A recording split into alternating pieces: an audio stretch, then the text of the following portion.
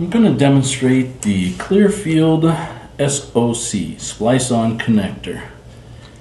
It comes in a tube. This is one kit. You get 6 kits in a 6-pack. And what this includes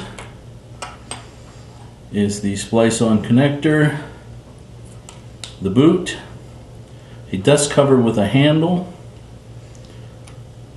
the outer connector, and a Splice-on heat shrink sleeve. So,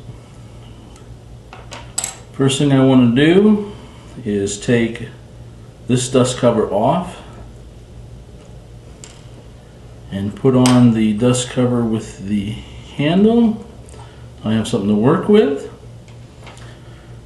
I have a saddle for this that goes into my 11S machine, and I remove the protecting sleeve without touching. The fiber has already been stripped, cleaved, and cleaned to the length needed, so I just place it in the saddle. Now sometimes this fiber on the little section of 900 doesn't line up, but you can turn it in the vise or saddle till you get it where it'll fit into your V-groove. You place your heat shrink onto your 900 that you're going to be splicing to prior to splicing.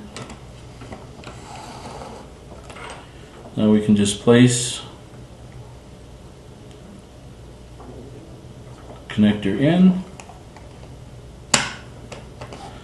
Most times in this machine that has the saddles, it automatically cleaves it to the right length. If you didn't have the machine with the saddles, you would need 10 millimeters in length for your stripped and cleaved fiber. Then we go ahead and start the fusion splicing process on the machine. Alignment's good. We go ahead and arc.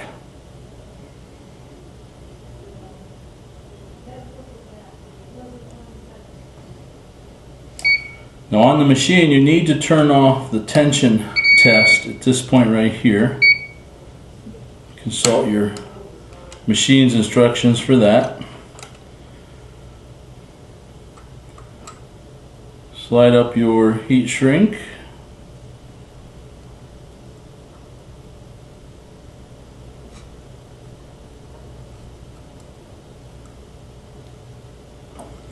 I slid it a little too far there. Here we go. Make sure it's centered. Now on my machine, it will not lay, because of the connector, it will not lay down into the oven. So what you can do is you can take your saddle and lay it over the connector so that it holds in the heat, and go ahead and heat shrink it.